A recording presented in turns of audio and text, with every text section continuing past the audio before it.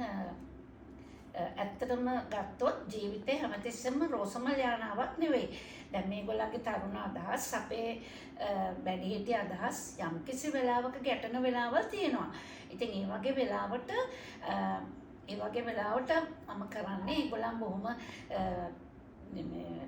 හොඳින් ඉන්න වෙලාවක බොහොම ආදරණීය ලෙස කියනවා පුතා මේක කරන්න එපා මේක වැරදි ඒක නිසා ඊට පස්සේ මේක කරන්න එපා එහෙම කිව්වම විලස්කයව ඇත්තටම පිළිගන්නවා. ඉතින් මම ඒක කෑ ගහලා බැනලා රණ්ඩු කරලා කියන්නේ යන්නෙත් නැහැ. මම මගේ පුතාට මුකුත් කියන්නේ යන්නෙත් නැහැ. නමුත් මම හැමතිස්සෙම ඒක ඇත්තටම මම ඉගෙන ගත්තේ මගේ මදරින්ලෝගෙන්.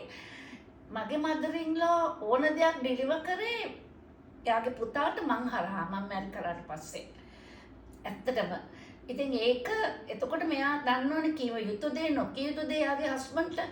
ඉතින් ඒක නිසා මං හැම දෙයක්ම ගෙදර ඕනම දෙයක් මං අහලා ඕනම දෙයක් කියන්නේ හැමතිස්සෙම මම ඕන දෙයක් කියන්නේ මේ විලස්කට තමයි.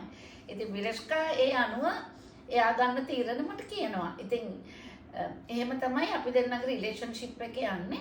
ඇත්තටම අපි වැඩිහිටියෝ අපි ගොඩක් මෙතෙන්දී රෙස්පොන්සිබල් වැඩිහිටියෝ මම මොකද තරුණ අදහස් එක ගැටෙන්න බැරි වැඩිහිටියෝ ඔය ප්‍රශ්නේ හින්දා තමයි ලොකු ප්‍රශ්න වෙන්නේ.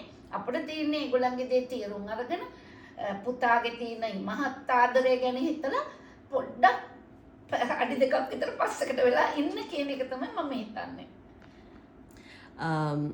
ගෑනෝ අය හැමෝටම ජොබ් කරන අවස්ථාව හම්බ වෙන්නේ නැහැ. එතකොට දැන් මේක බලන් ඉන්නවනම් කවුරු හරි ඒගොල්ලෝ කොහොමද එහෙම අඩියක් ඉස්සරහට ගන්නෙ ඒ පිළිබඳව. දැන් මෙහෙම හැමෝටම අර සපෝට් එක නැති නිසා ළමයි හදාගන්න ළමයිව තියාගන්න හැමෝම සපෝට් එක හම්බෙන්නේ නැහැ හැමෝටම. ඔව්. එතකොට ඒගොල්ලෝ කොහොමද හිම තියෙද්දිත් මට මතකයි පොඩ්කාස්ට් එකේ කිව්වා මම මොකක් හරි කිව්වා ගටද මේ ධෛර්යය දාගෙන යන්න ඉස්සරහට කියන එක. ඒ අයිඩියා එක පොඩ්ඩක් ඒ කියන්නේ එකෙන් අදහස් කරන්නේ වැඩ කරන්නේ නැතුව ගෙදර